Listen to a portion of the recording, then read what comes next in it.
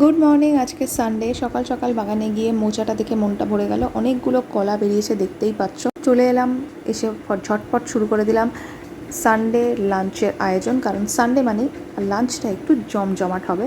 এদিকে আমার কাটাকুটি হয়ে গেছে, এদিকে ডিম সেদ্ধ বসিয়ে দিয়েছি আমি। এরপরে মা রান্না চাপাবে, তো আমি চলে গেলাম স্নান টান সেরে নিয়ে।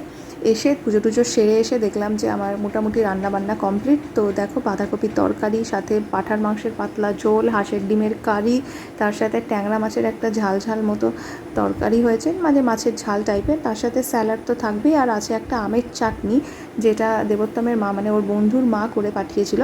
তারপরে মা স্নান টান করে রেডি হতে হতে আমি একটু ছাদে গিয়েছিলাম, দেখলাম প্রচুর পেয়ারা হয়েছে এবারে, এরকম ছোট ছোট, এবং তার পাশে বৃষ্টির জল পেয়ে আমাদের লাউ শাক গাছটা এত হয়েছে, ভরে গেছে পুরো, ভীষণ ভালো লাগলো। তারপর সন্ধে সন্ধে বেরিয়ে পড়েছিলাম আহিরিটোলা ঘাটে।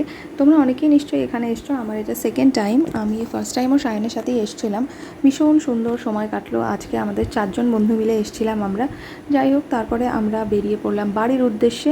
আজকের দিনটা বেশ ভালো কাটলো। চলো, দেখা হবে নেক্সট ব্লগে। টাটা।